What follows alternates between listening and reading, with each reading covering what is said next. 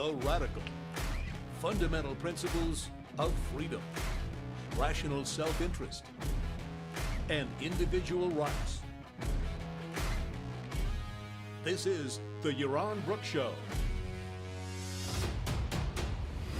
All right, everybody, welcome to Yaron Brook Show on this Monday, April Fool's Day. I hope everybody was not fooled. All right, we are not doing an April Fool's Day show. Next year, we'll have an AI do the April Fool's Day show. I'm going to at least try to do that if I remember. Let's see. Any announcements? I don't really think so. I think we will just jump into the topic. Yeah, for those of you who don't know, I did the debate yesterday with Seyfeddin. It was frustrating, like most debates, but you know, I wasn't really intending to. I didn't expect to convince anybody, the people on the debate. So hopefully, people who listen to it will gain something. I'm a little skeptical because a lot of the people who listen to this are Israel-hating libertarians, but maybe you never know who might hear something and do some research and think about it and change their mind. And anyway, they've got fuel. They've got intellectual fuel, intellectual ammunition. If they want to change their mind, it is available to them.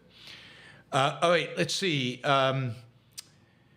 So what I thought, since I did a lot of prep for the debate yesterday, and because of the format of the debate and the time constrictions and the back and forth and all of that, not a huge amount, even though the debate was, I don't know, over 3 hours, there's stuff I didn't say, and certainly stuff I didn't say.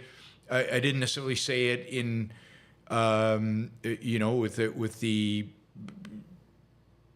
expanse that I would have liked to have said it. So I thought I would take up two issues that are big whenever the issue of Israel-Palestinians come up. One is the nature of Zionism. What is Zionism? Good, bad, mediocre. And the Nakba, the Palestinian Nakba of 1948, 47, 48, the catastrophe, that's what it means, literally, of the Palestinians. So we'll talk about, was there a Nakba? And if it was a Nakba, whose fault was it? And, what do you do about it? What do you do about this catastrophe that obviously happened to the Palestinian people?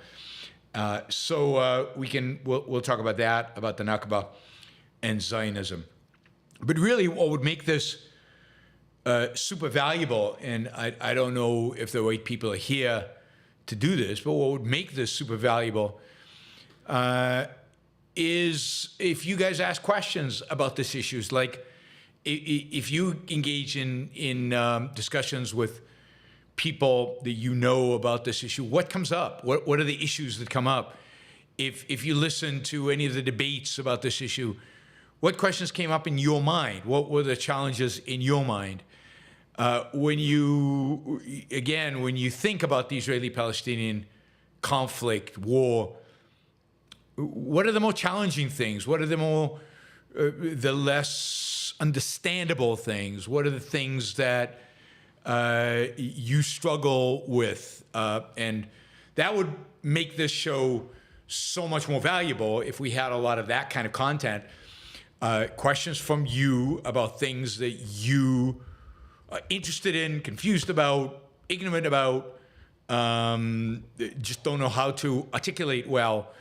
That would be great, right? Ed's never heard of the Nakba, so great. So I'll educate Ed about the Nakba. At the very least, we'll get that. Let's see. What else?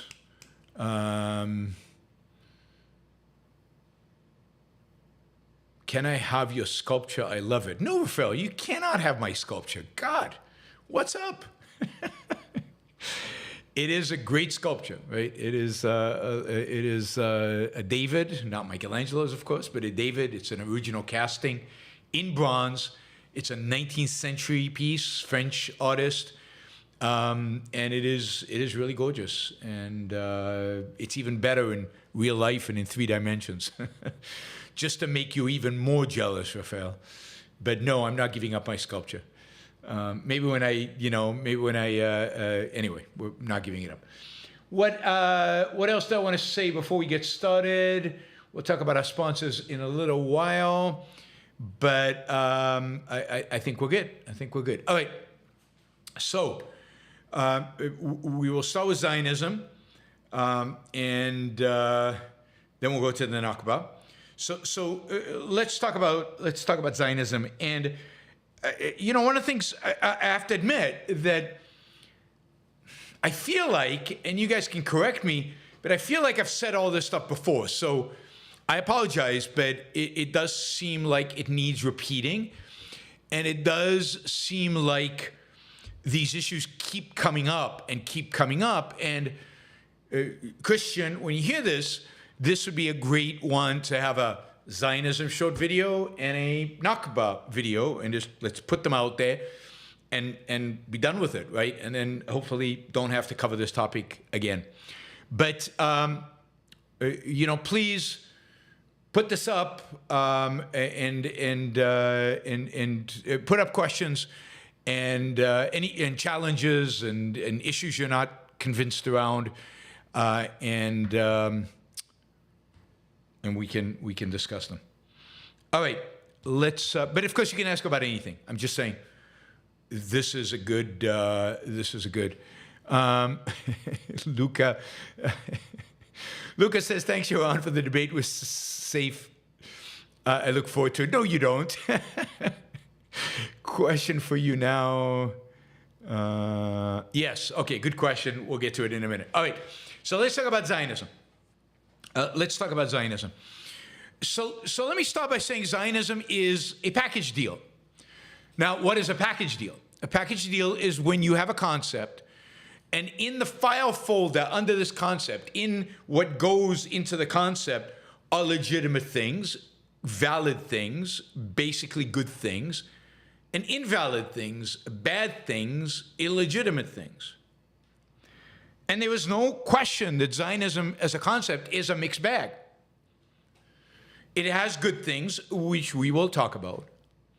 But it certainly has in there, in this concept, in the way it is used, and by the people who use it, some pretty bad things. And there's no question that it's hard or maybe impossible to really disentangle this, particularly given that the Zionists don't seem inclined to want to do that.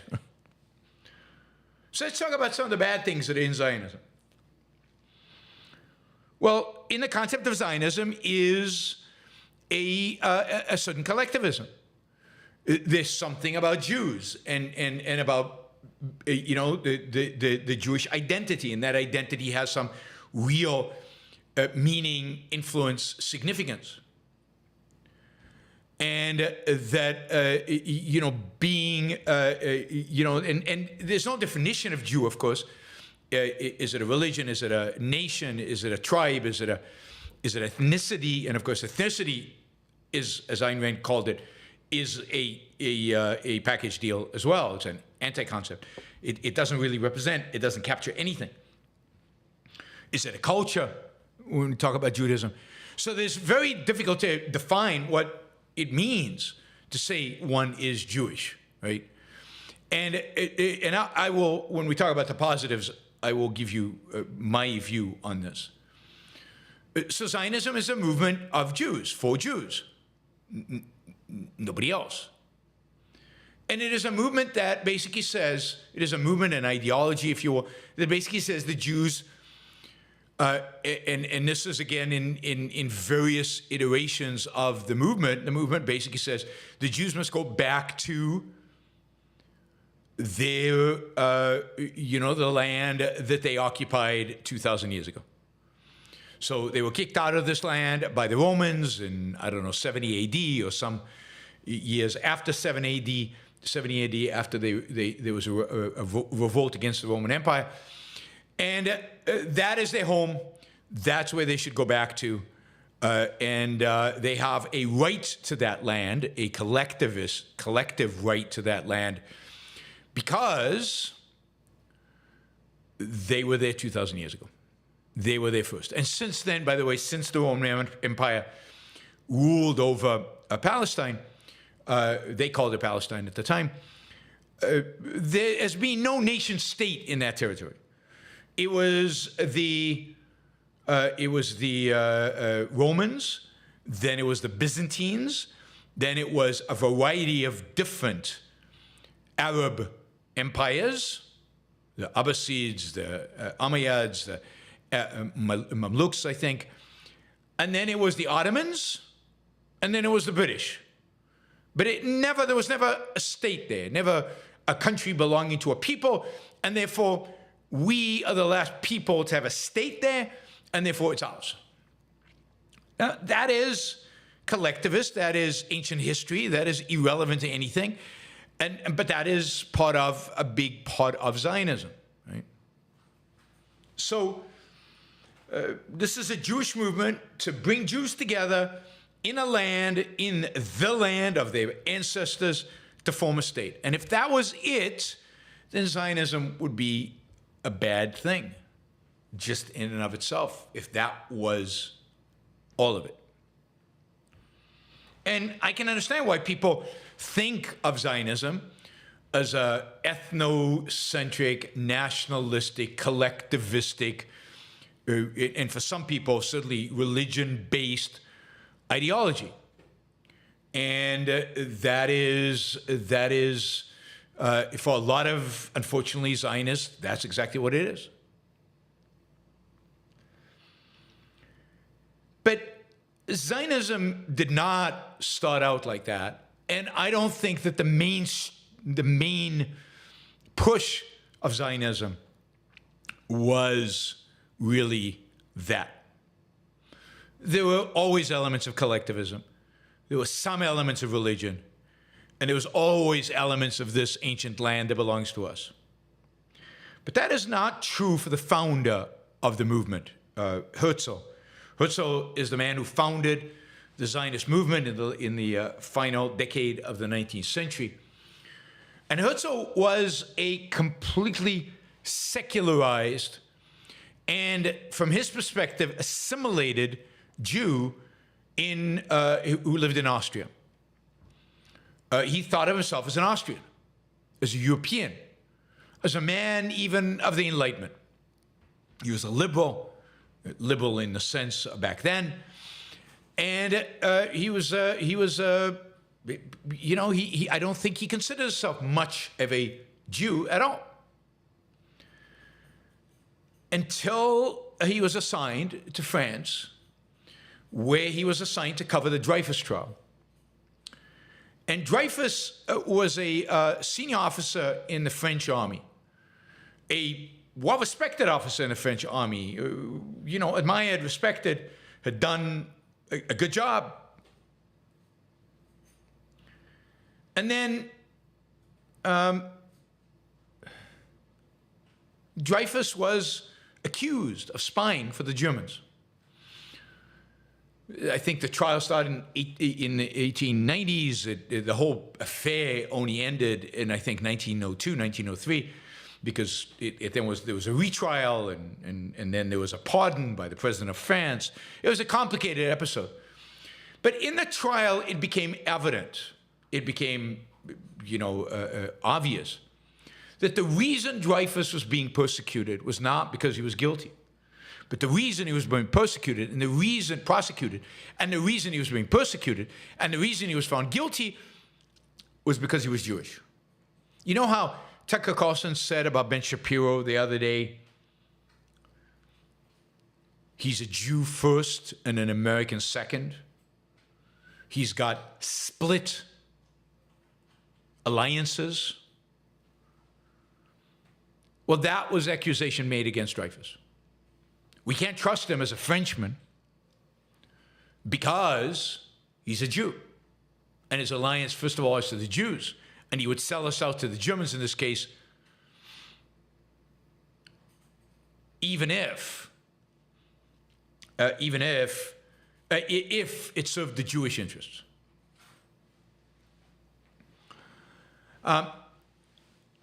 So Herzl saw this saw this, the Dreyfus trial, and he came to the conclusion, and a pretty stunning conclusion at the end of the 19th century,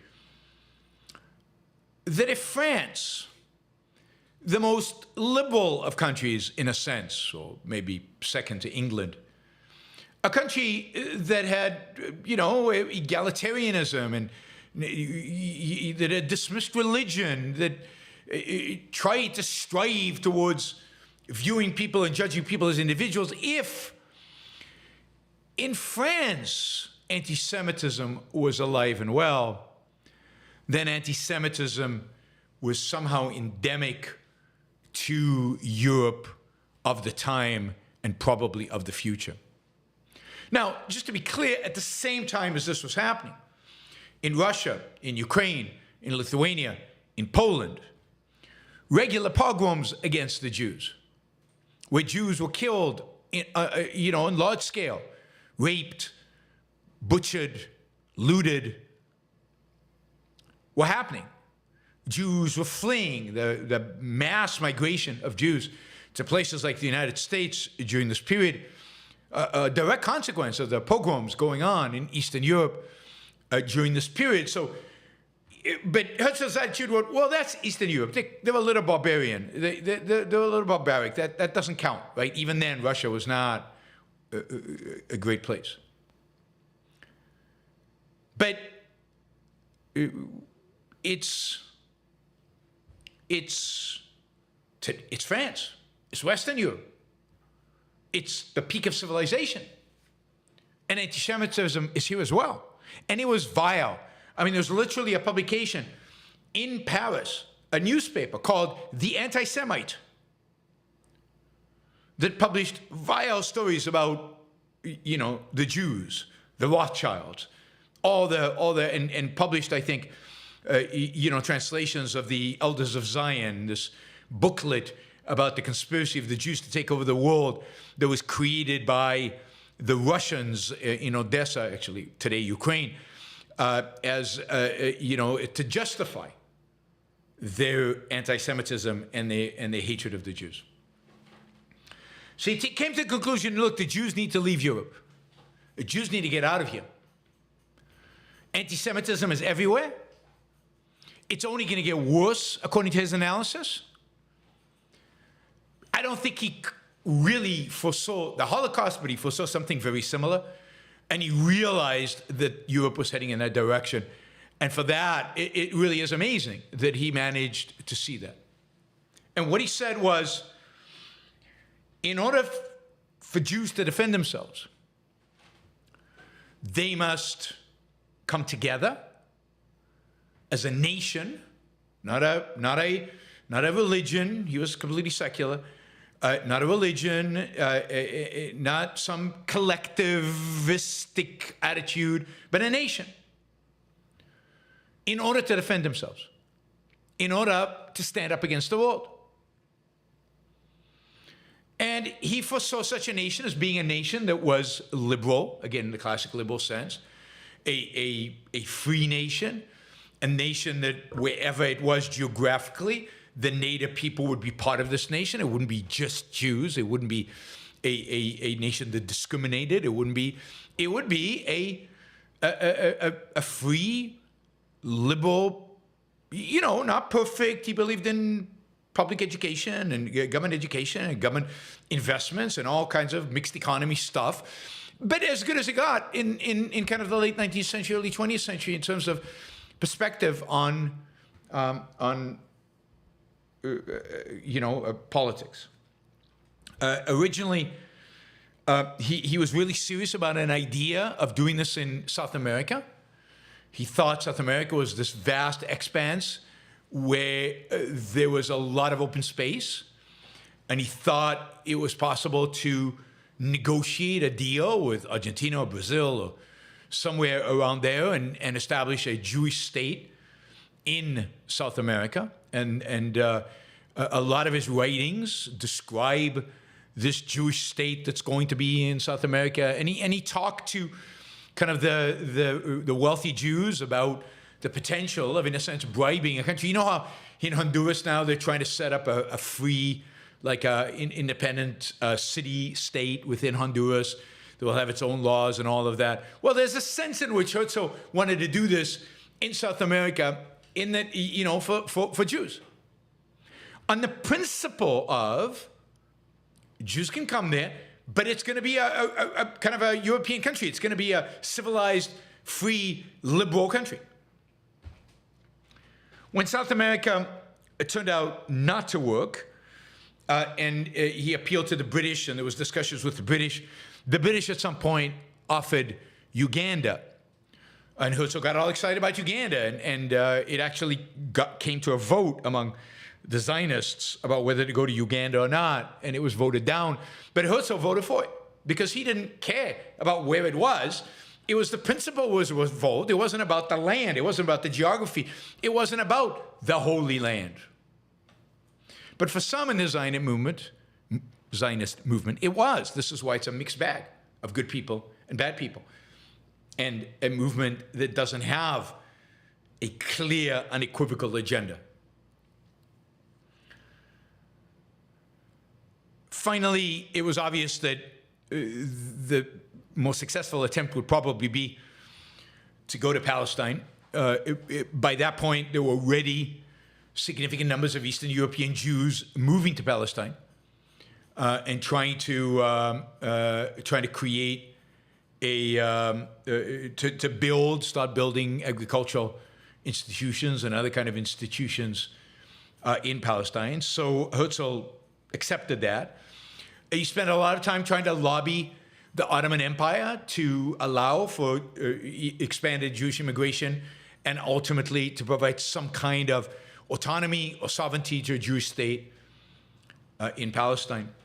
That failed, and he died very young, so he never actually saw the development of the state of his dream.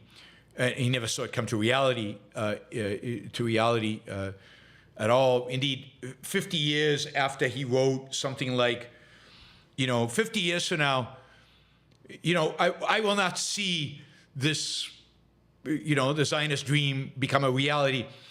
But I think that 50 years from now, it will be a reality. And exactly 50 years later, after he wrote that, pretty much, yes, it was in 1948, Israel came into existence. So he was a bit of a prophet, right? He was very observant and had a keen sense of the future, So that is a positive strand within Zionism. It's secular. It's liberal in the positive sense of liberal, generally pro-freedom, generally pro-individual rights, not consistently, nothing like what we would want, but in that kind of direction, politically free, treating everybody equal before the law, generally respecting property rights, and free speech and other, of course, individual rights. That is the positive aspect of Zionism. And ultimately, that is what got manifested in the creation of the State of Israel. It's that Zionism that is Israel today. I mean, you remember when the demonstrations were happening against the legal reform in Israel, I did a show on that, and I said, one of the questions is Israel a Jewish state, or is Israel a state for Jews? And I think this interpretation of Zionism is a state for Jews. And there is a religious, nationalistic, messianic even, interpretation of Zionism that is for a Jewish state. And that is definitely a tension within Israel. And the more Israel becomes a Jewish state in the sense of a religious state, a nationalistic state, a state where people don't have equal rights, the state that might discriminate against some because of their religion or because of their national origin or whatever. To that extent, it becomes illegitimate. But as long as it stays a fundamentally free state with equality before the law, that its primary way in which it is Jewish is that it is committed to defending Jews around the world, and the primary means by which it defends Jews around the world is that it allows them to emigrate there, then to that extent, it is a legitimate project and a praiseworthy state, a moral state, because it is fundamentally protective of the rights of the individual.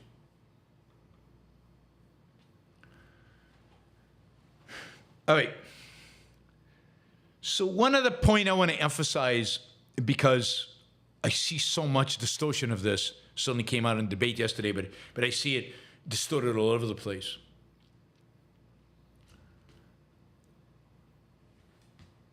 And that is, from the beginning, almost all the different branches of Zionism, one of the other dimensions of which Zionism had branches was political, in the sense that there was definitely a socialist branch, and there was definitely a more, not a purely capitalist branch, but a more capitalist branch. From the beginning, almost every one of these branches recognized one thing, and that is that if they were going to go to Palestine, there were going to be Arabs there.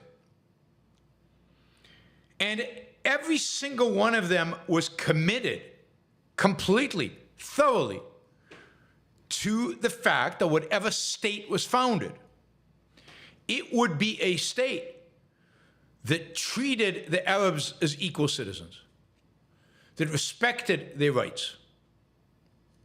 That is true of the kind of the right-wing Zionists, the ones who were more, if you will, nationalistic and maybe even more a little bit capitalist. And it's true of the socialists, secularists. It's true of the religionists. Maybe it's not true of everyone. Maybe some of the wackos didn't accept that. But everybody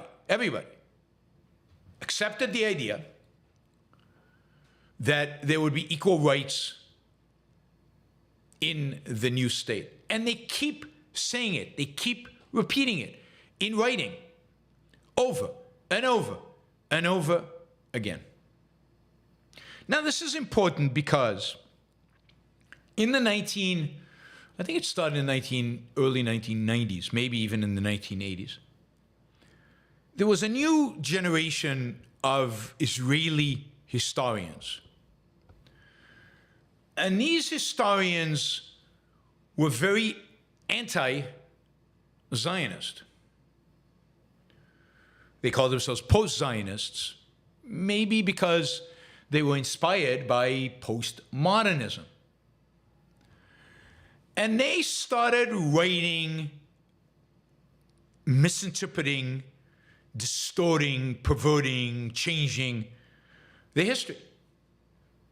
And one of the main things that they focused on was this idea that the Zionists were willing, eager to share the land and to share the governance of the land and to provide equal rights to all of its citizens.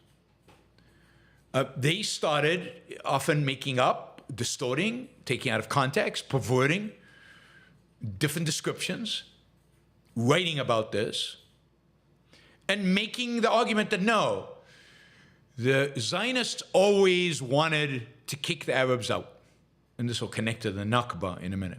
They always wanted to they wanted to transfer the Arabs out of Israel. That was their goal. That's what they wanted to do. Now, there were a bunch of these, there were probably half a dozen of these historians. The most famous of them today is Benny Morris, who today is presented as this great defender and champion of Israel, but really is not. And he's one of these. Benny Morris changed his mind about being a post-Zionist and became a Zionist during the second Intifada, when he realized the extent of the hatred and the violence that the Palestinians were committing, he suddenly became pro-Israel. But in becoming pro-Israel, he did not change any of his old books. Indeed, he doubled up on some of his claims. I think I mentioned this before, but a historian I like a lot, Ephraim Kosh, wrote this book, Fabricating Israeli History, The New Historians, as a confrontation primarily of Benny Morris, but not just Benny Morris. There are a number of them. Probably the most vicious of them, who is still vicious. He teaches at the University of Exeter in England. He left Israel out of disgust. Maybe he was kicked out because people didn't, his research was so sloppy or bad or biased. But this is the thing. They don't care about facts, truth, reality. This is true of so much modern history. You really have to be careful because they're postmoderns. There are no facts, truth, history. History is just bias. Your bias, my bias, we're all biased. So there is no real history. There's only the historian's biased history. Now, you don't have to believe me when I say this, but here is the worst of all of these, but maybe the most famous of all of them, except for Benny Morris, who is famous as pro-Israel. This is maybe the most famous anti-Israeli historian. His name is Ilan Pappé, P-A-P-P-E. He, as I said, he teaches at Exeter University. His books have been published on Cambridge University Press. And this is what he writes in the introduction to A History of Modern Palestine.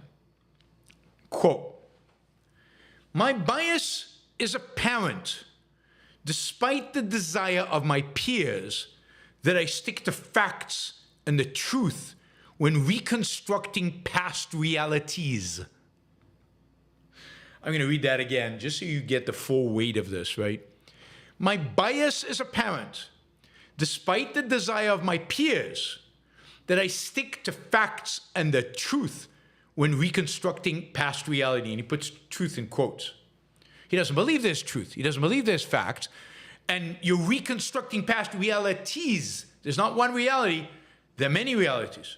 This is pure primacy of consciousness. He continues, "I view any such construction as vain and presumptuous. This book is written by one who admits compassion for the colonized, not the colonizer, who sympathizes with the occupied, not the occupiers." You can see hints of intersectionality already there, and this was written, I don't know when it was written, but it was written in I think, the early 2000s. Let me just see when this was written. 2004, so I was right, early 2000s. And incredibly influential. I would call him a non-historian or an anti-historian, somebody who emotes.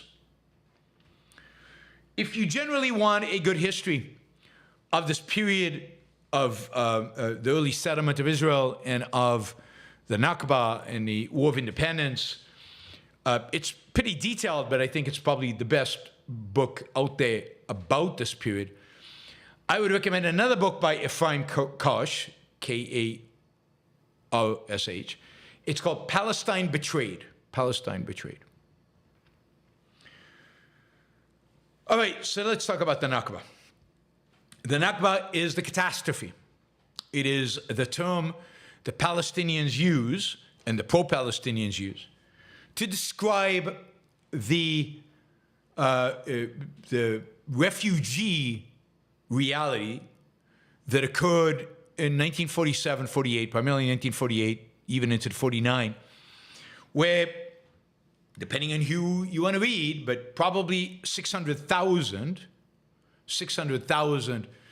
Palestinians left or were kicked out or were evicted from their homes and left to neighboring countries. Although some historians today are claiming that it's closer to 1 million people, but that is, as Ephraim Kosh shows in his book, that is a complete fabrication. About 600,000, I think, is a realistic number. Some say 700, possible, But 600,000, I've been convinced that that is probably the number. The Palestinians argue that they were evicted. They were thrown out. They were intimidated into leaving, that the Jews basically went village by village, throwing them out, stealing their land, demanding that they leave. So let's put this in historical context and then talk about whether this happened and to what extent it happened. Again, I'm not going to give you the whole context, but enough to say that Jews had been coming to Palestine from the late 19th century all the way to 1947, had been buying land, settling that land. Jews during this period built agriculture, agriculture that succeeded enormously. They built factories.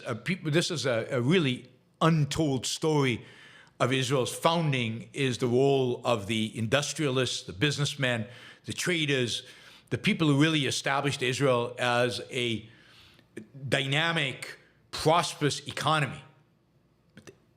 And this happened. You know, we hear about the kibbutzim and the agricultural phenomena, but that ultimately is not where the wealth came from. That ultimately is not where most people lived. Most people lived in the cities, in Haifa, but in the new city created out of nothing in Tel Aviv. Those are the people who created a thriving industrial country. And, you know, they built hospitals. They dried swamps. Palestine was a malaria-infested cesspool. It was truly horrible. Horrible place to live, sparsely populated. And the Jews came and they civilized it. They modernized it. They brought, again, Western medicine, hospitals, dried swamps, technology, modern farming, and modern industry.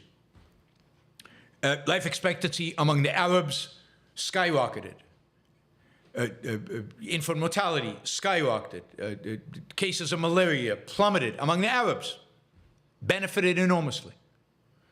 Before the Jews arrived in the area, people born in what was called Palestine, typically many of them left. There was a significant exodus of people out. Once the Jews settled in Palestine, economic activity was created. Everything.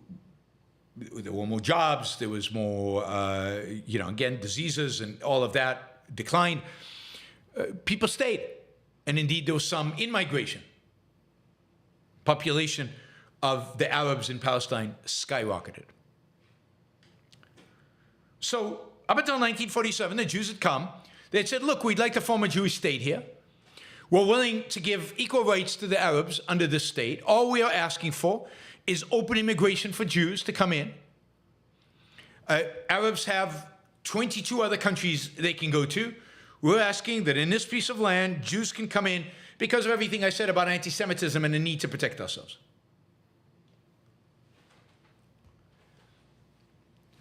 So Arabs didn't like that. They didn't want these Jews coming, in spite of all the benefits they received. Now, that's not exactly true. I shouldn't say that. I'd say the common person, the average Arab in an average village, actually liked having Jewish neighbors, and they were very, they respected each other, and they were peaceful, and they acknowledged the benefits they were getting. But the politicians and the intellectuals among the Palestinians and the Arab nationalists in the rest of the Arab world hated the idea of creating a state for the Jews in Palestine and fought it. And what that meant was fairly regular, violent actions against Jews. And let me just say, I never said what I consider Jews. Jews are either self-identified people who consider themselves Jews, or people who the rest of the world considers Jews, people who the anti-Semites consider Jews. For the purpose of Israel, that's what Jews are, at least from my perspective. Anybody who is discriminated against because he's Jewish, even if he doesn't consider himself Jewish, should be counted as a Jew and should be allowed free immigration into Israel. All right, so in 1947, the British had a mandate over Palestine. They wanted to leave. They'd had enough. Both the Jews and the Arabs were attacking the British. Both the Jews and the Arabs wanted them to leave. The Arabs wanted to establish an Arab state. The Jews wanted to establish a state for the Jews. The Jews were willing to share, that is, to establish two states. The Arabs were not willing to share. They wanted just one state, and they wanted to kick out all the Jews that had come there since World War I. They wanted to kick them out. So the British went to the UN and said, UN, you deal with this. The UN sent a commission. The commission reported back, and they decided to partition the land into two, a Jewish state, or a state for Jews, and an Arab state. And the Jews celebrated. The Arabs said, no way, no way. The next day, there were already attacks on buses between Jewish communities. People were killed. They continued to be in the weeks and months following. Ultimately, the Jews in Israel, for example, in a place like Haifa, tried to tell the Arab population in Haifa, which was quite large, look, we want to live together. Please lay down your arms. You will be equal citizens in this new state. Don't worry about it. The Arabs said, you got to be kidding. They fought back. There was bloodshed on both sides. Ultimately, the Arabs realized they were going to lose, and they left. They left. They got in their cars, they got on boats, they got on trains, and they left. They went to Lebanon, they went to Syria, they went to Jordan, they went to Egypt, they went to Europe. They left. And they continued leaving. They started leaving right after the partition plan. By April, when the Jews had clearly won the battle for Haifa, most of the population left then. Only a small number of Arabs remained in Haifa. Interestingly, even though there was a large, these Arabs were not all Muslim. There was a very large contingency of Christian Arabs. Even they left. They did not want to be there. They did not want to live in a state for Jews, even though they were told over and over and over again that they were welcome and that they would be given equal rights. And indeed, the ones who stayed were granted equal rights. Same thing happened in Jaffa, the largest city, Arab city in Palestine at the time. Same thing happened in the villages, in the Galilee, and everywhere else. They initiated the violence. When they lost, they all went away. And then at some point, they just ran away. Now, they ran away for a number of reasons. One, they were scared. Two, they didn't want to live with Jewish leadership. Even though, by the way, in Haifa, the mayor was already Jewish, because just over half the population was Jewish, and there was a Jewish mayor, could have been an Arab mayor. It was very close in terms of the size of the population. So they left because they were afraid. They left because they didn't want to live under a Jewish rule.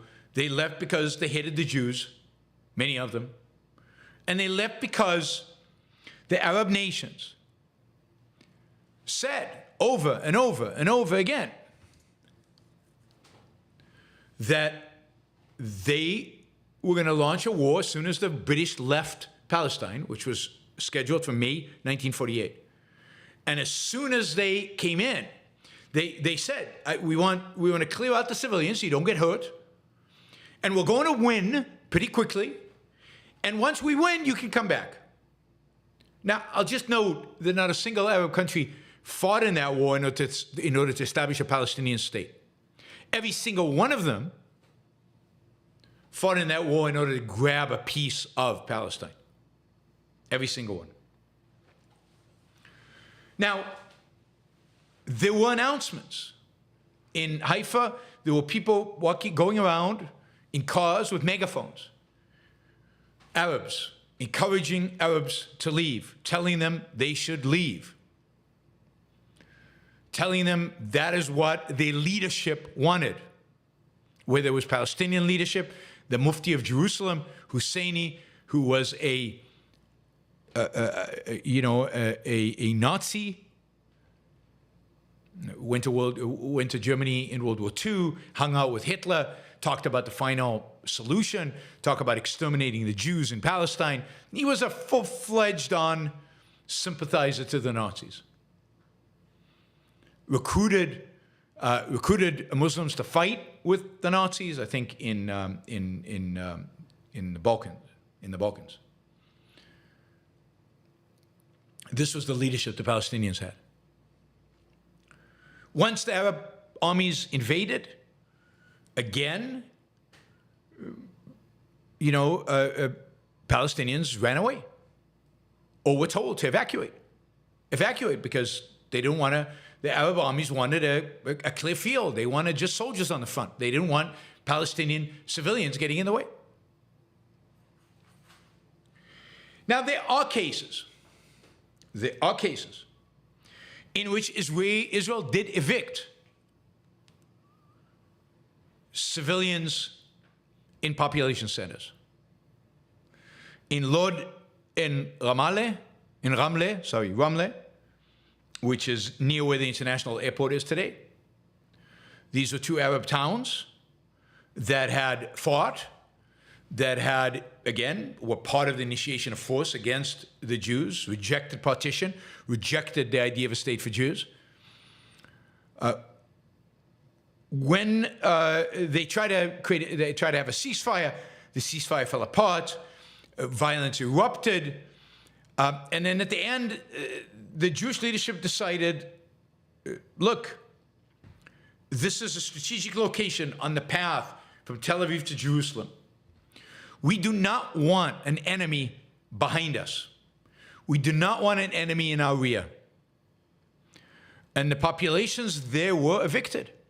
They were sent away because they posed a threat, a security threat, to the Israeli army at that point and its ability to defend itself and fight the invading Arab armies. That happened in Ramallah and in Lod. It also happened in several other villages. But it's about, of all the people who left Palestine, 600,000, let's say, it's maybe 10%, at most 15%. And always for what you would see as strategically necessary reasons in terms of this is an enemy at my back. Can't afford to do that.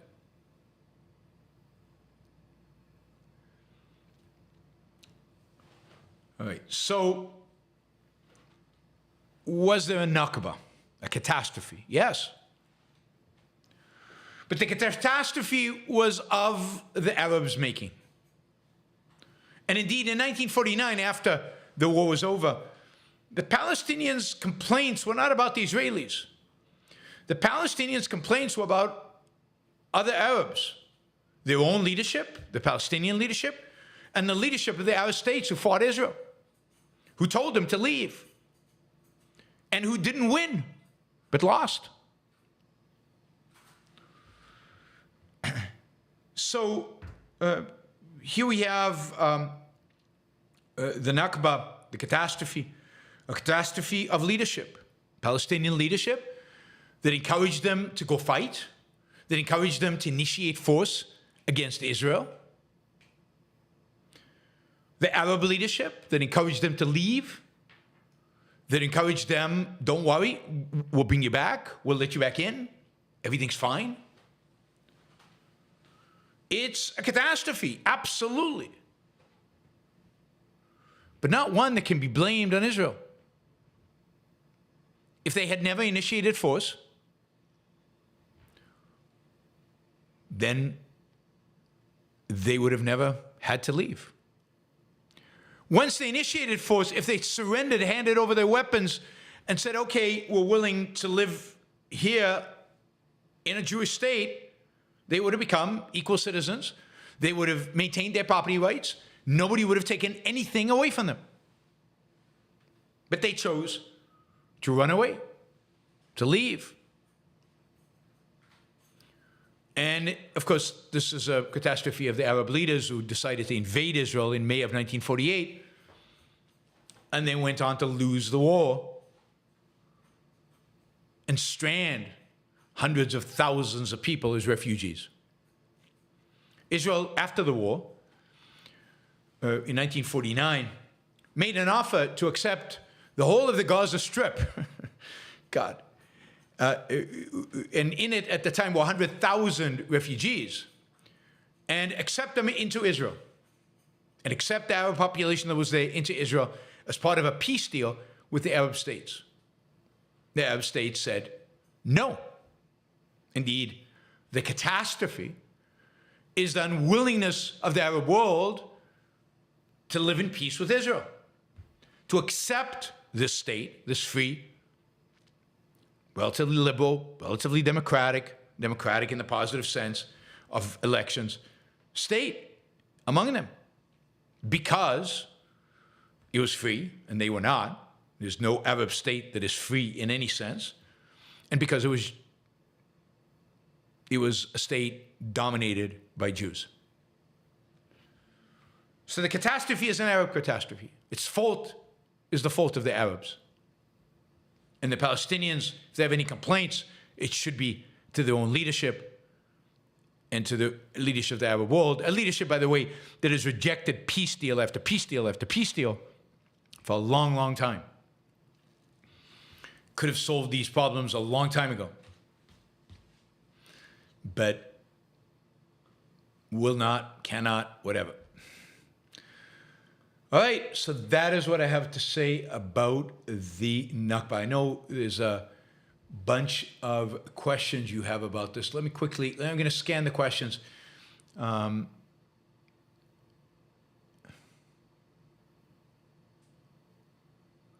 we'll get to that. That.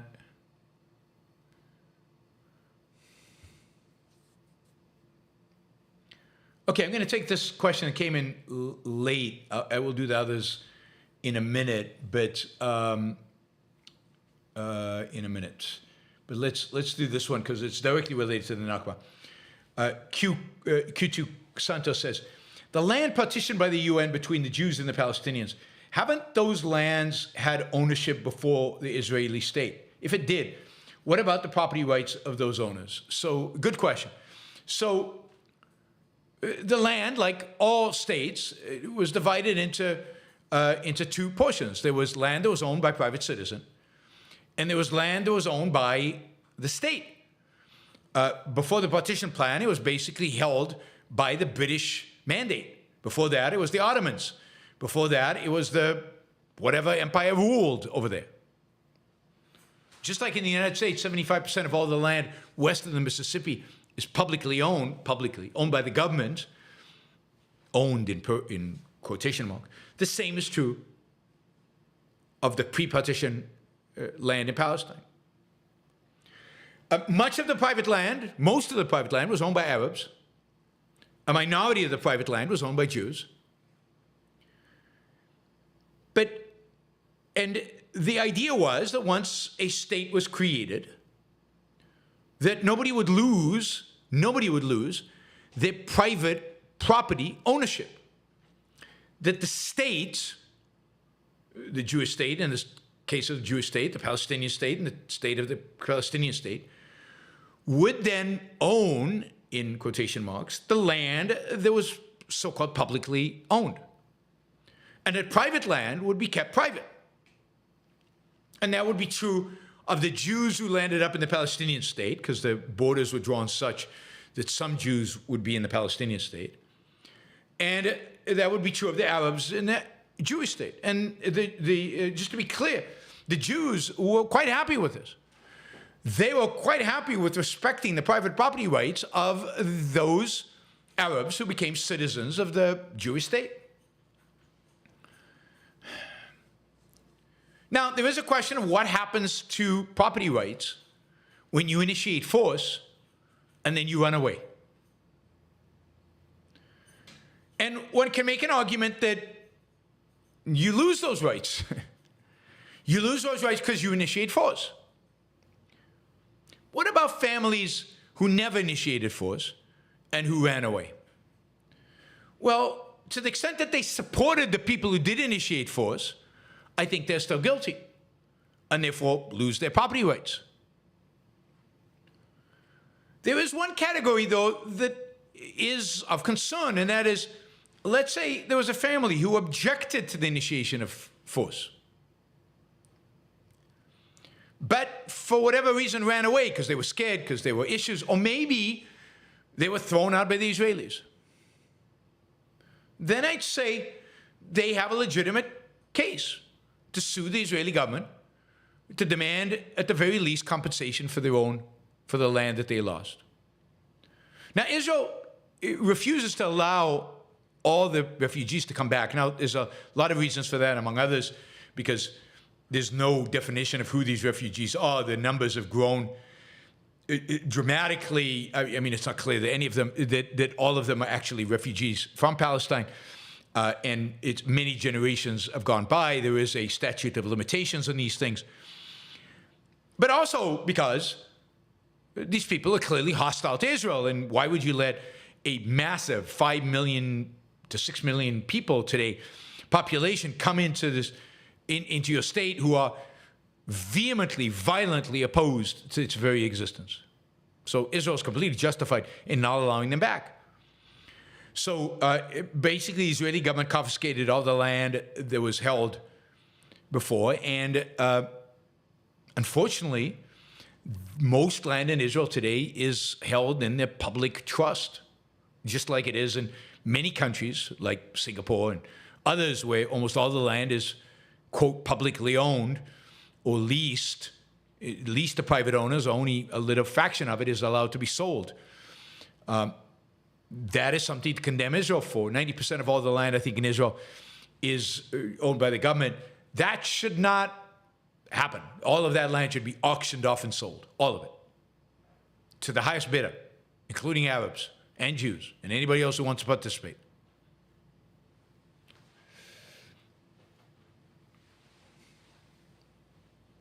So,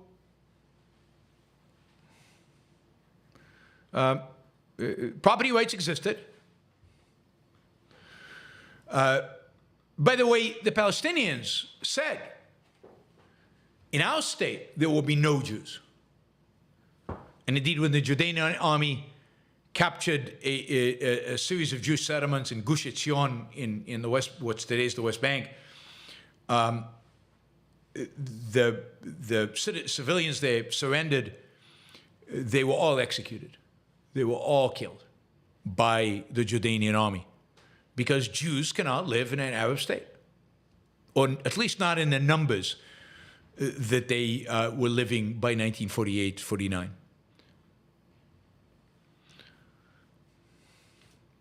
All right. Lots of questions. That's good.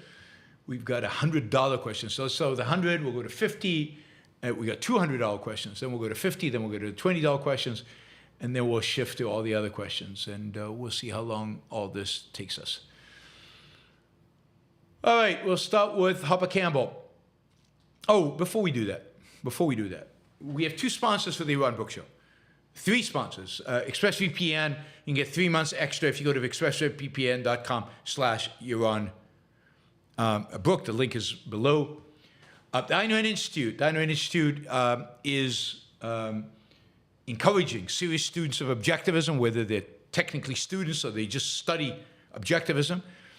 The Ayn Rand Institute is encouraging them to apply for scholarships to attend OCON. OCON 2024, the conference is in Anaheim, California. It's a great event. It's from June 13th to 18th.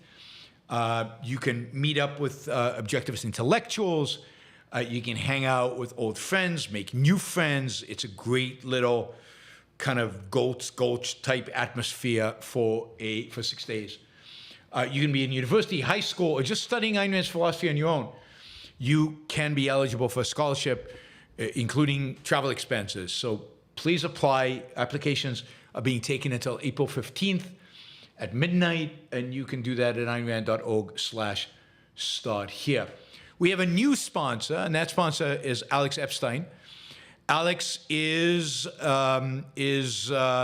the producer, the creator of Energy Talking Points and of Alex AI, which is a feature of Energy Talking Points. Alex AI is an artificial intelligence bot, what's it called, the chat box, that actually is trained on Alex's energy knowledge and conveys that knowledge if you ask it a questions as if it's Alex.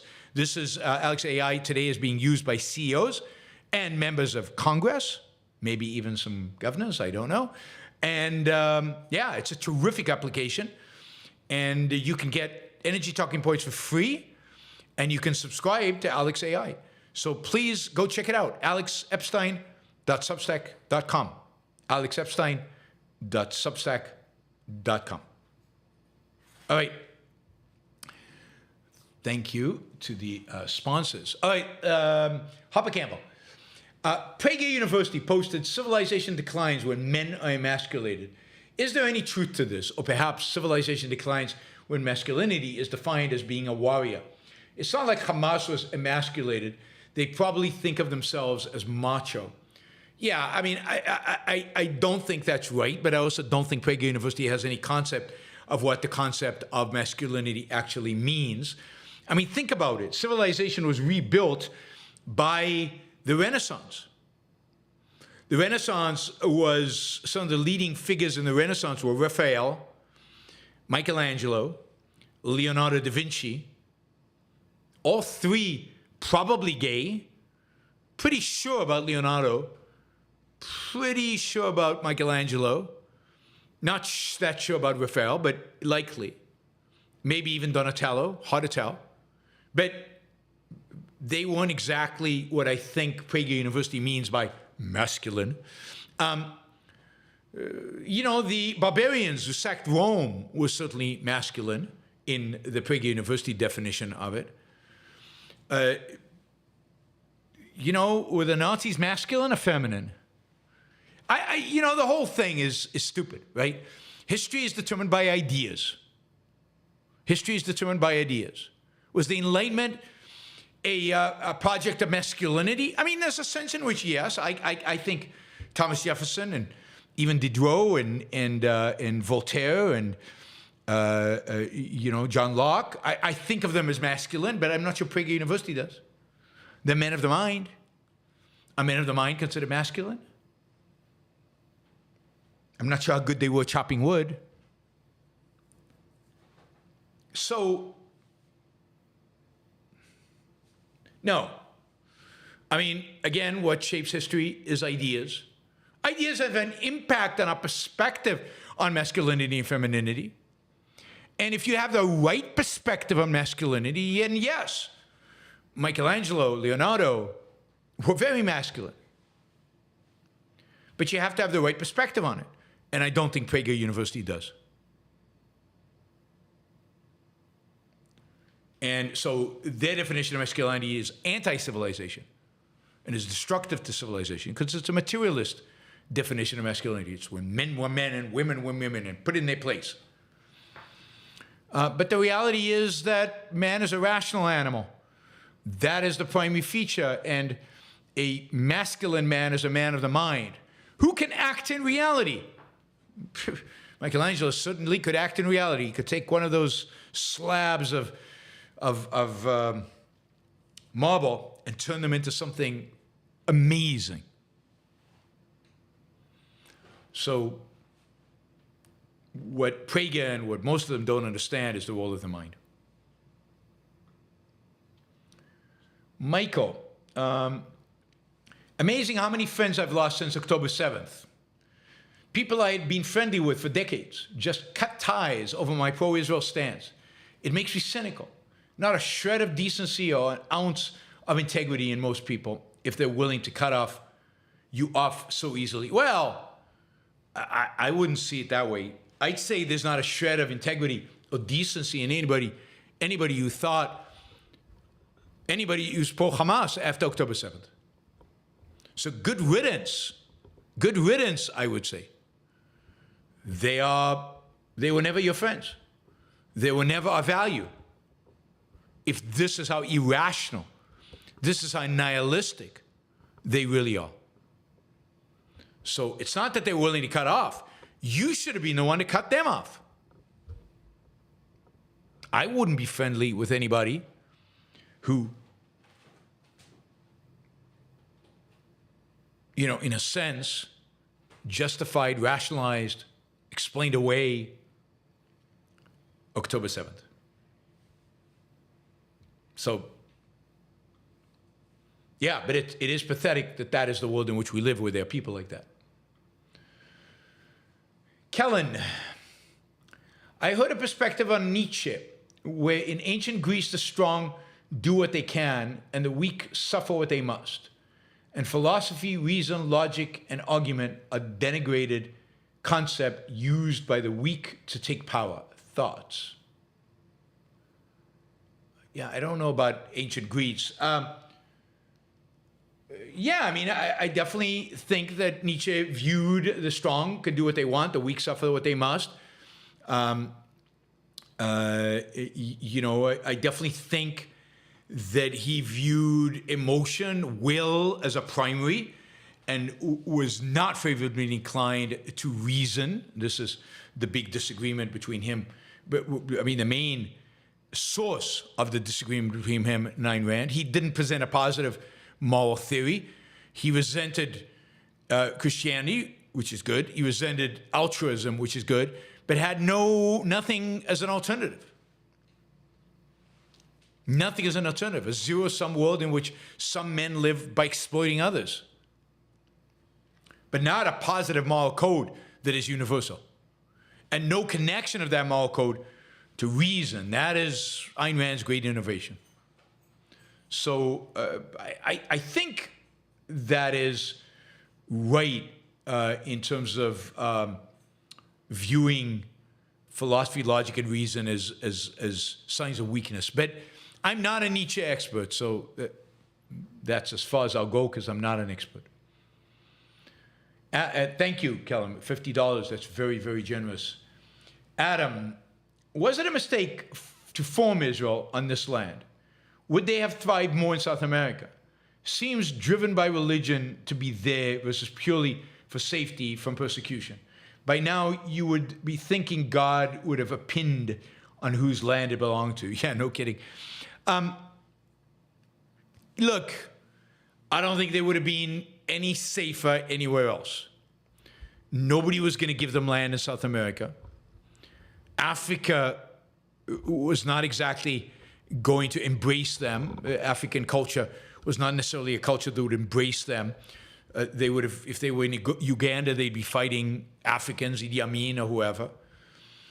I don't know that it was anywhere better.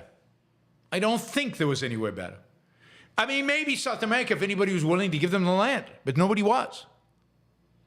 And only, but even then, I mean, would anti-Semitism not have arisen? Would envy not have arisen about this strong, successful Jewish state over there? Would people have emigrated as Jews to South America? I mean, the reality is that one of the reasons it was easy for Jews to immigrate to Israel was because they had some link. I mean, Jews, when they pray, even those who don't pray know this, at the end of the prayers always say next year in Jerusalem. There was always this tie to this particular piece of land. So the particular piece of land made sense. And in comparison to everywhere else, it is a piece of land that was relatively uninhabited, relatively undeveloped, and where Jews could make a big difference. I don't think, at least from the perspective of the Jews, that religion plays a big deal in it, although it's becoming worse because these Messianic Jews are playing a bigger and bigger role. And for the Arabs, at least in the 47, 48, it wasn't about religion.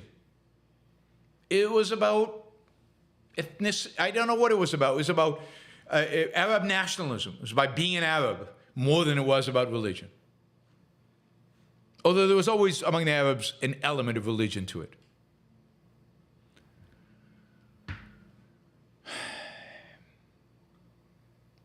All right.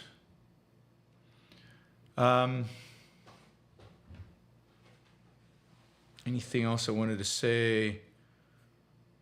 No, I mean, I had a thought earlier, but it disappeared, so it's gone.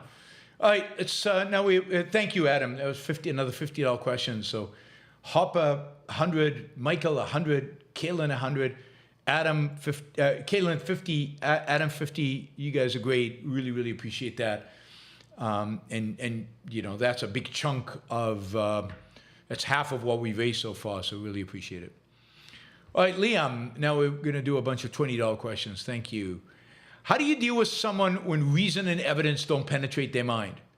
I mean, at the end of the day, you disengage. Unless you have to deal with them, you disengage. There's no point in wasting your time with somebody where reason and evidence don't penetrate. What are you doing? What are you doing? What's the point?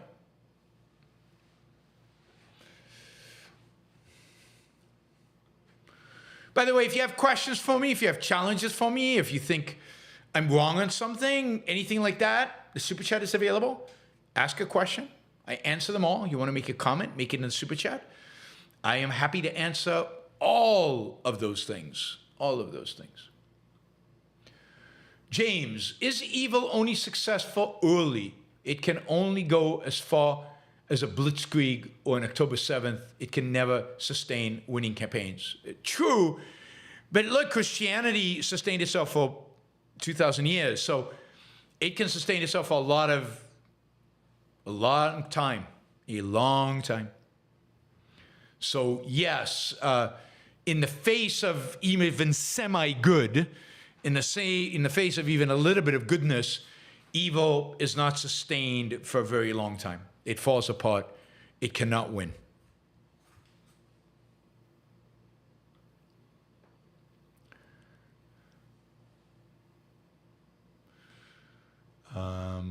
Ian, the one issue that comes up a lot that actually has some validity is the settlements issue and how Israel seems to tolerate bad behavior by Israelis towards Arabs in the West Bank. I think that's right. I think that is a legitimate issue. I think that Israel is way too tolerant of violent behavior by settlers, although when it gets particularly bad, those settlers will go to jail for a very long time. It's not completely acceptable. But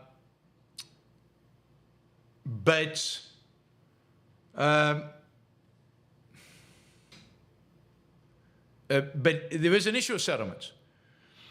And there is too much tolerance. And look, I view there are three types of settlements in the West Bank. One is Jews have gone, bought land from Arabs, and built a community on it.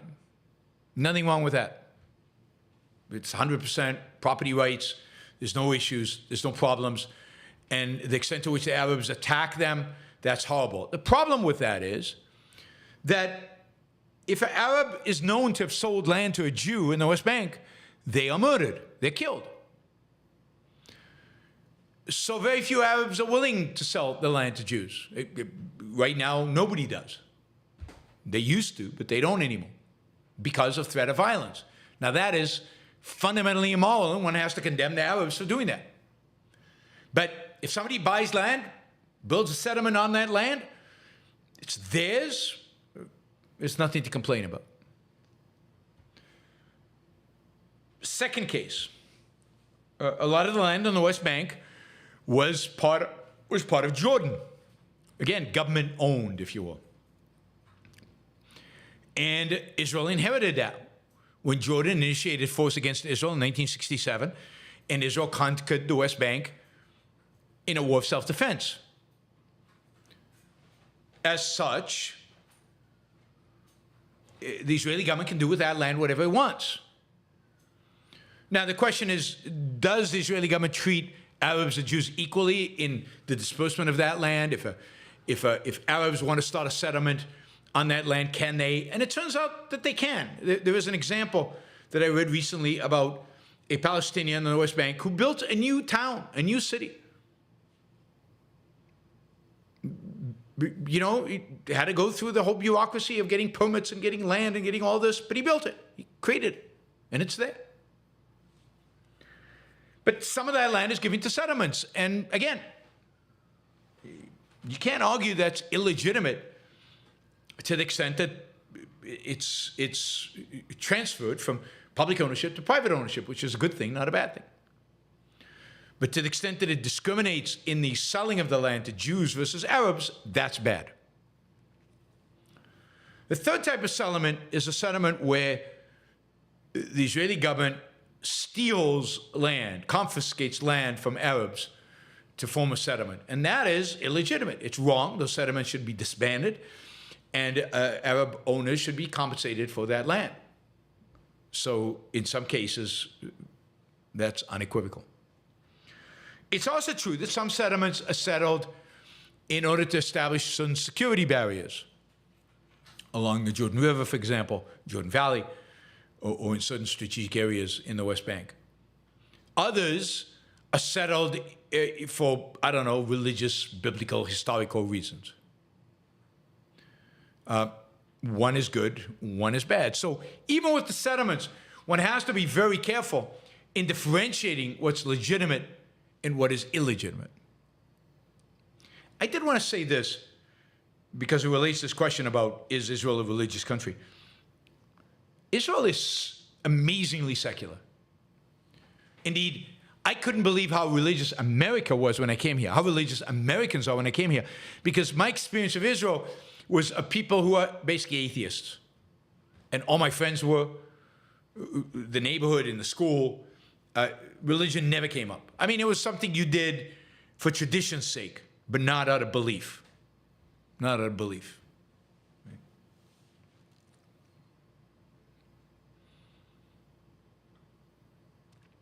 Shahzad, how would the average Palestinian-American react if Hamas completely surrendered? God, I don't even know. I don't know. They'd be depressed. They'd be upset. They'd blame Israel. I don't know. I mean, the average Palestinian-American, I think they'd be relieved at the end of the day, thinking about it. I think they'd basically be relieved. How about a West Bank settlement short video? This is the subject that comes up a lot in discussion on the Israeli-Palestinian conflict. I'm usually told that this is Israel at its worst, racist, oppressive, etc.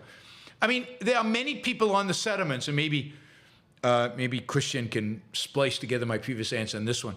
There are many people in the settlements who are some of Israel's worst. They are these Messianic Jews.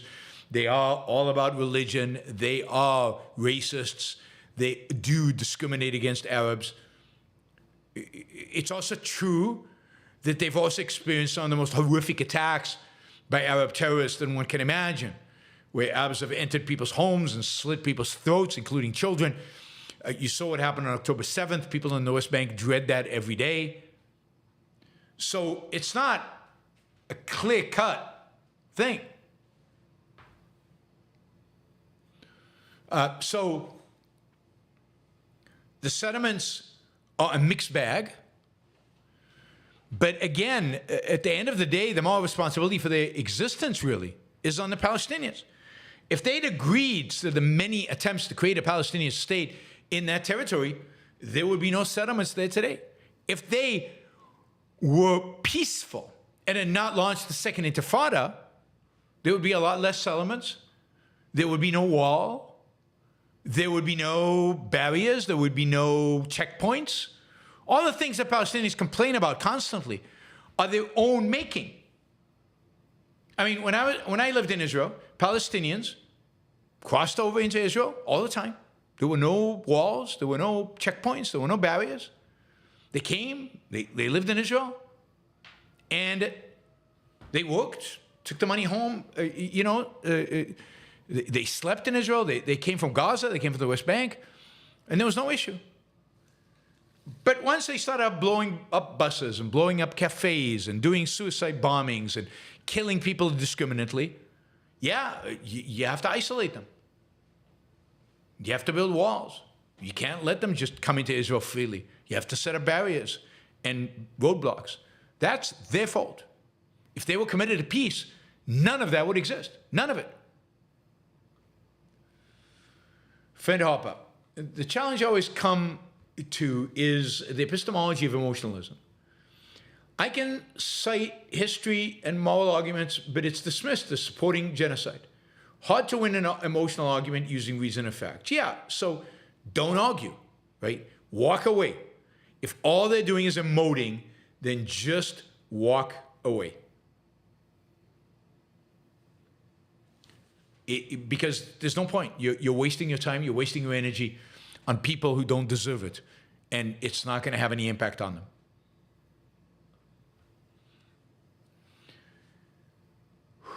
Ian, some people think that the Zionists were given multiple possible places to found a home for the Jews, and they turned them down for religious reasons. I know of one that was turned down, Uganda. Are there other real examples? No, there are no other real examples. None whatsoever. Right? I mean, at some point, Stalin wanted to do something, and I think he did even within Russia, but who wanted to live under Stalin's regime? But no, there were no serious attempts, no serious offers, except for Uganda, and nobody really knows how serious that was. If the Zionists had said yes, would the British have followed through? They didn't exactly follow through in Palestine, not completely. They kept reneging, they kept changing their minds. So I doubt they would have followed through in Uganda, particularly once the Ugandans would have objected, or the whatever tribes that were there would have objected. That Durabani, in New York City, is New York City still the greatest city in the world, or have you been to more impressive cities?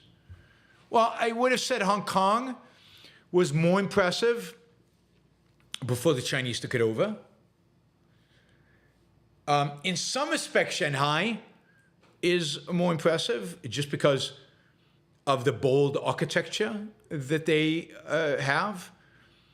But overall, given the state of the world, I'd say it's still New York. I don't think anything really competes with it. The energy, the dynamism, the skyscrapers, the Wall Street, the amount of productive talent, productive ability in one place, I don't think anywhere in the world matches it. I mean, again, Hong Kong used to, but not anymore. Joe, would the world be better off today if Reagan had been a true free marketer and not forced the Plaza Accord? It's been argued that Reagan was not a true free marketer, but an economic nationalist. I mean, I don't think Reagan was a true free marketer. He was far from a true free marketer. He did a lot of bad things. He did bad things in foreign policy, particularly in the Middle East, but he did a lot of bad things domestically. He had auto quotas from the Japanese. So he intervened with trade. He allowed the Justice Department to go nuts in terms of going after Wall Street. His administration was unbelievably anti-Wall Street.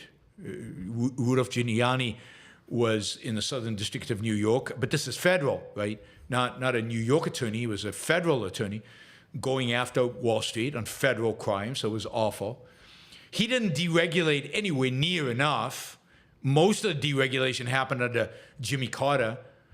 So Reagan was a wimp when it came to domestic policy and when it came to foreign policy, particularly in the Middle East. So yes, things would have been a lot better today if Reagan was a true free marketer and if he had not handed over the Republican Party to the religious right, which he did. Thatcher was better than Reagan, no question. More consistent, more aggressive, more, and did more. Of course, the UK was in much worse shape than America was, but still, she did more. So I wish Reagan had lived up to his rhetoric, even a little bit. If he'd lived up to his rhetoric more, the world would be a much better place. Now, in comparison to every politician in the world today, Reagan is a saint, right? So I'd vote for Reagan over anybody in either party like that, right? So, but he was really bad in many respects, many, many respects. Religion was not embedded in the Republican Party before Reagan. Reagan brought the moral majority right into the heart. Indeed, the religionists, the evangelicals, the moral majority types, voted for Jimmy Carter in 1976. And he betrayed them, they felt, and that's why, and Reagan courted them and brought them straight into the Republican Party. Nixon had started the Southern strategy, which was the beginning of that, but Reagan institutionalized it. Ayn Rand was absolutely right in condemning Reagan for doing that. Richard Witt, please excuse me if I whine and moan, but could we have less microphone and more Yaron? That thing takes up too much space. Carry on. I've been told it looks really cool. It's a professional mic, and you can see me. What, you can't see a piece of my shoulder? I think you'll do okay without my shoulder. I think the microphone's staying. I could lower it a little bit, but everybody tells me it's kind of cool. But if you know, I'm curious if others other than Richard agree. If people agree with Richard, let me know. And you know, we could definitely lower it, and you can see more of the shoulder. Thank you, Richard. I appreciate input, even when I disagree. I appreciate input. I know you're trying to make the show better, so I appreciate that. Larry, what aspects of Christianity altruism would you especially like to see challenged in fiction today? And can you give us some examples? No, I don't have any examples. What would I like to see challenged? I'd like to see original sin. Original sin, definitely. Every aspect of altruism. But original sin in Christianity, the negative consequences of Christianity towards sex, and then, of course, altruism, self-sacrifice, every aspect of self-sacrifice. The idea of sacrifice as a moral ideal, I'd like to see that challenged. And that, of course, would go both to altruism and to Christianity, because that's where altruism got it. It's from Christianity. So, if you read Augustine, yeah, everything he wrote about should be challenged. But he's a big original sin, predestination, original sin and predestination. Horrible, no free will really in Augustine. Yes, in every aspect of self-sacrifice and altruism.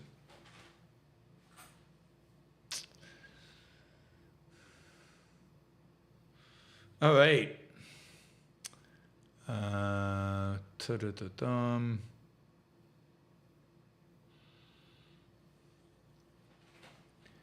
Nick Fro. A speaker at my college basically argued international law makes war in Gaza impossible. That is illegal. Can international law be moral practical? No, international law is a bogus concept. You can't have a law that cannot be enforced. There is no enforcement mechanism. In other words, there has to be force, there has to be violence, there has to be an entity that can use violence to enforce the law, i.e. the use of retaliatory force. Otherwise, the law is impotent, it's meaningless, if there's nothing to stand behind it. So international law is a bogus concept. Wes, thank you for the sticker. Really, really appreciate it. $50. That's amazing. Jack, thank you for the sticker. Let's see how far we can go back. Whoops, I know there were a bunch of you with stickers. Thank you for everybody who did a sticker today. Really appreciate it. Michael, can you not reach what's in front of you until you let go of what's behind you? No, you can do both. No, I don't don't think that's right. You can both hold on to what's behind you and go for what's next. So, and indeed, sometimes what's next is based on what you've already done, so what's behind you. Luca, thanks, Yaron, for the debate. Safe, I look forward to it. Question for now, can you explain the difference between anti-Semitism and anti-Zionism?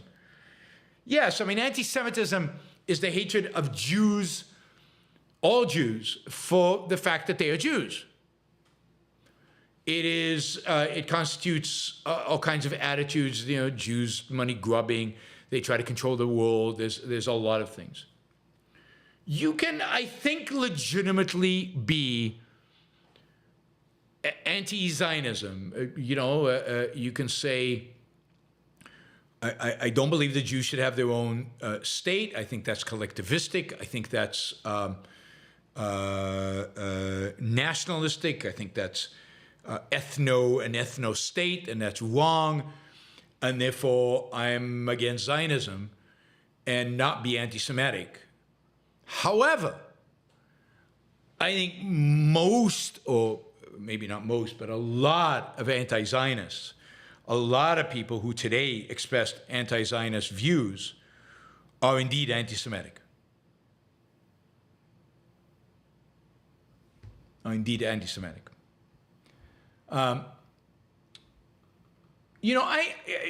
not anti-Zionist, but I'm not pro-Zionist.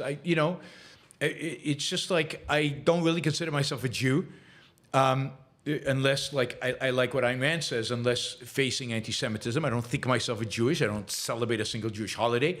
I don't know when the holidays are even on, which is often an embarrassment for my family.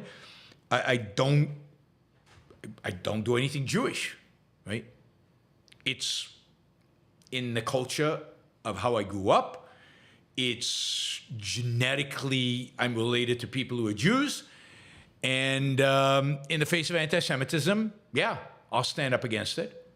But I'm not Jewish. I'm not a Zionist, right? I left Israel. But I understand why Zionism is necessary in the flawed world in which we live. In a laissez-faire capitalist, individualistic world, there would be no Zionism, there would be no need for the state of Israel. Those of you who wonder why I talk about Israel so much, I guess there are three reasons. One, it's interesting. I find it interesting. I talk here on this show about things that I find interesting. Two, you find it interesting. You're here. If you didn't find it interesting, you wouldn't be here. I get good viewership on shows that I do about Israel. A lot of people are interested. A lot of people. Three, I think it's important. I think what happens to Israel is a reflection of what's going to happen in the Western civilization. I think the battle for Israel is the battle for Western civilization. The extent to which Israel at the forefront of that battle capitulates, it is the capitulation of Western civilization. So your future, whether you like it or not, whether you know it or not, is dependent on what happens in Israel and is reflected in what happens in Israel. And it's why you care. It's why you're here all the time. So, yeah, I am here because I care, you care, and it's important. That's why I talk about Israel all the time. And if you don't care, don't listen. It's very simple. I don't know why my audience can't be more egoistic, why they are so self-sacrificial and like to whip themselves into a frenzy. All right, Clark says, I recently discovered Immanuel Kant wasn't even German. He was Scottish and just lived in Germany. I didn't know that. Do we hold that against him? Do we hold it for him? Do we care? Does it matter? I don't think so. Hopper, is the conflict between good and evil or knowledge and ignorance? Oh, definitely good and evil. Good and evil. Who thinks it's knowledge and ignorance? There are people who think that, but I don't think that's true. It's not the case that the precursor to knowledge is reason, rationality, and that's the essence of good. The precursor to ignorance is a particular kind of ignorance is evasion and lack of engagement, and that is evil. It's between the rational and the irrational. It's not about knowledge or lack of knowledge. Because if you're rational, you'll get the knowledge. What do you say to they stole our land? Well, it wasn't stolen. You gave it up, you left, you initiated force, and therefore it was taken. Those who initiate force have no basis on which to argue for rights. Once you initiate force, you've given up any claim you have to property and to rights. Don't initiate force. So there was no land stolen. There was, force initiated. There was a war lost and land taken in that context. Simon, recently watched the episode with you and Mark Pellegrino. You mentioned maybe releasing the taped confusion papers with Leonard Peikoff. Have you? No, and I probably will never do that. It's not up to me. It's the Institute, and there are other people involved, other people on the tapes. Yeah, I doubt it'll ever happen. It'll be in the archives. Students of objectivism will be able to, students in the Ayn Rand University might be able to listen to them, but I doubt that they'll ever be actually released. Although I wouldn't mind if mine were released. I think some people would mind, some people wouldn't want it. Why are Rand's ideas often confused with Nietzsche? Because they both rejected Christianity and its philosophical basis, and mainly because they both rejected altruism, and they both had a certain heroic sense of what human beings were possible, was possible for human beings. But that's it. Beyond that, the differences were pretty dramatic,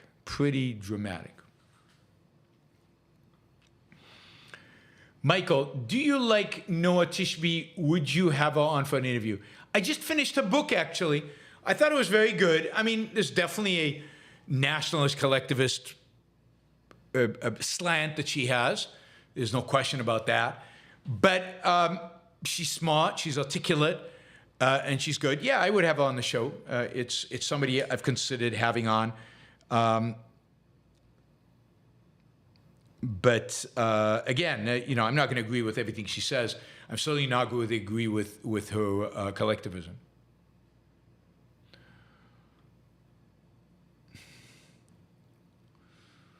All right, let's see.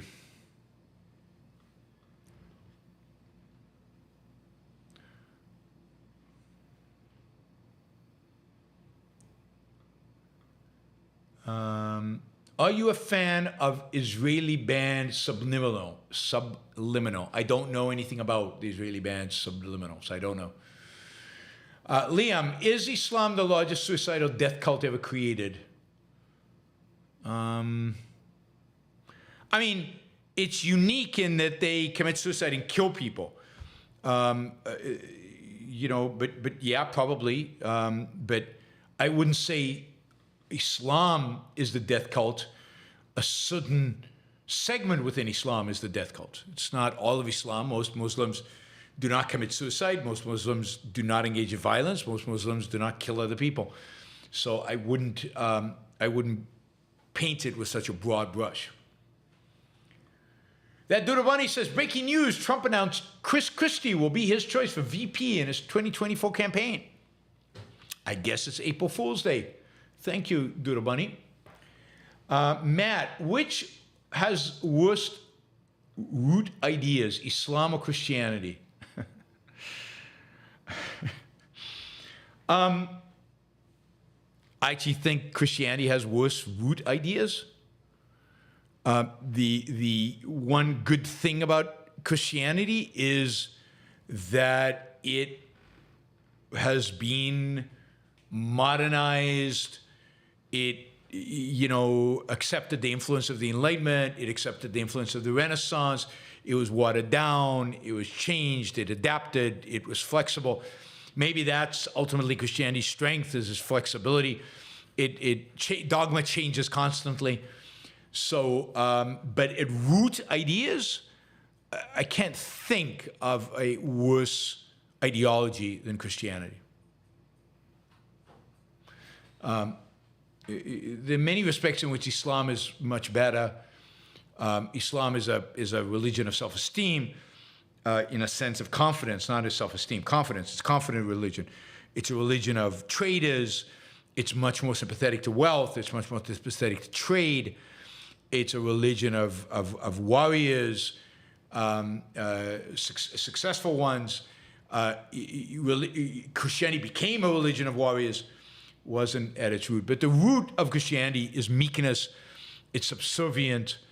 But look, that's in Islam. You know, at the end of the day, okay, so at the end of the day, my answer is they're both equally bad. I mean, the idea that Muslims, you know, that the key to Islam is submission, that they pray on their knees 5 times a day. There's so many horrible things about Islam. So, yeah, Islam and Christianity, both bad. I don't know who's worse. Both bad. And certainly modern Islam is much worse than modern Christianity. It's not even close. Not even close. Ed, the Palestinians in the West Bank say they can be arrested and held for an indeterminate amount of time, unlike Jewish settlers. Is that true? If so, why aren't being treated equally? They're not treated equally because they're not citizens. They are under military occupation. And the rules for people under military occupation are very different than rules for citizens. The settlers are citizens of the state of Israel, and they have full rights as citizens. The Arabs in the West Bank, the Arabs in Israel are treated as citizens. They have full rights. But the Arabs in the West Bank are not citizens. And again, they're under military occupation, and the rules under military occupation are much more stringent. If Israel annexed the West Bank, they would all become citizens, and then Israel would have to treat them under that law. But they don't want to because they need, if you will, special emergency because of the extent of violence and the extent of terrorism that comes out of the West Bank. Israel, in a sense, is still in a state of war with the West Bank. You can view it that way. Mindspan, what do you think about the idea of Judaism being an ethno-religion? I don't know what that even means. I mean, I don't think Judaism is an ethno-religion. It's not a religion per se. It's not a ethnicity, because ethnicity doesn't really exist. It's not a race. Maybe it's a nationality. It's some genetic relation. But essentially, I think Judaism is a belonging to the same nation, to the same historical tribe. That's what it means, and that's how the world views it. Again, most Jews are secular. Close to a majority of Jews are atheists. They're not religious.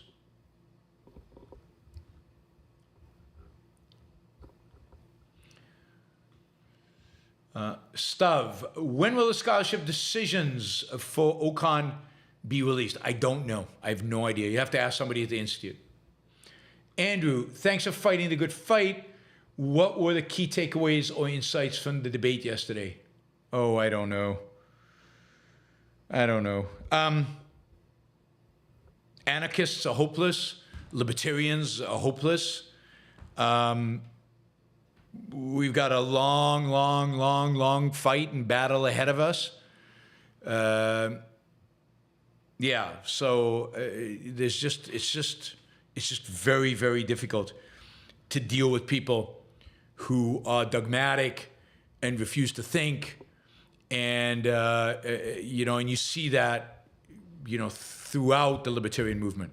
It's just pathetic how bad the libertarian movement is. It really is. Paulo Zeus, how's your back? I seen a Facebook short by T. Bison. My back's okay, comes and goes, but it's okay. It's much better than it used to be. So I'm in much better shape than I was. That Doodle Bunny, thoughts on Rabbi Shmuley?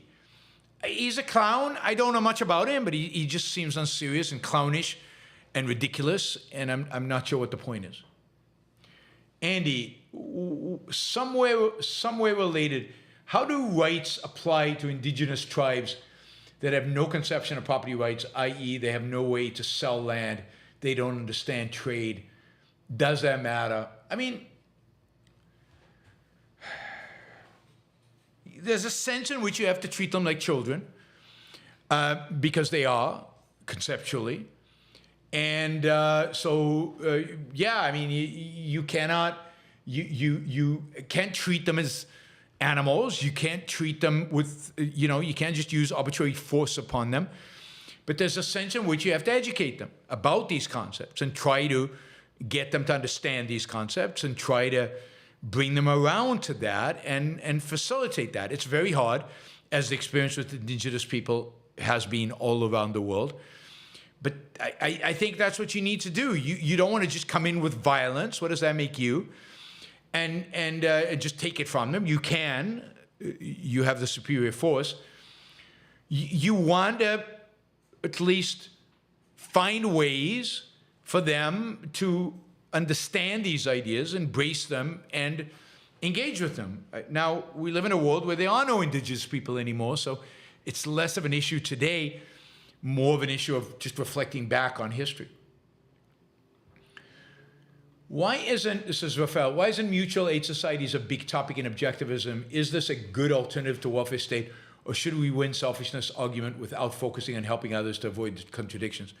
No, I have no problem with focusing on it. I think it's not a big deal because it's not clear if there would be mutual aid societies today. It's not clear what would happen in an advanced, rich society like ours. Would there be mutual aid societies? Would there be charity? Would there be insurance? Would we all just be so rich it wouldn't matter? So I don't think that particular thing, it's interesting in the sense of showing that in the 19th century, a solution to the problem of poverty evolved.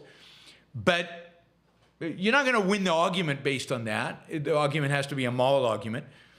And the particulars of how exactly the issue of poverty is solved in the future are not the same as they were in the past. And I don't think we should get stuck on any particular way in which it was solved. Let the market solve it. People would voluntarily figure out how to do it. All right, let's see. Shazbot. If the Abrahamic religions originally claimed that their God lived on the moon instead of another dimension, would they have dissolved after Neil Armstrong said there's nobody here when he landed on the moon? No, of course not. They would have said God just moved to somewhere else and he lived somewhere else. I mean, you're not going to diffuse religion that easily, Shazbot, as you know. Maximus. Should IDF soldiers be making satirical TikTok videos? Won't it look bad for them from an international community? Should there be consequences? They probably should not. It is a breakdown in discipline, but it's also very hard to enforce discipline in conditions like that. They all have iPhones. And Israeli army is not a particularly rigorous disciplinarian, and I like it that way, and I think it's success as a result of that. Let them enjoy their TikTok videos, and if the world doesn't get it, if the world is upset by it, then the right attitude is it's the world's problem. I'm not a fan of these TikTok videos that the soldiers are making, but I also don't think it's the end of the world, and I don't think we should apologize for them. Andy, is there any secular pro-individual rights groups within Islam or among Arabs? I thought the Young Turks in the Ottoman Empire were such a group. Have they gone extinct? I mean, there's a secular movement within Turkey that's anti-Islamist. They may not call themselves the Young Turks, but they're there. They won quite a few elections this weekend. So they are strong in Turkey, the secular political party there. And there are other groups in various parts of the Arab world and have been.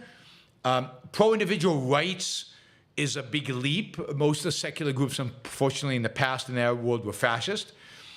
And even the Young Turks weren't exactly pro-individual rights, far from consistently.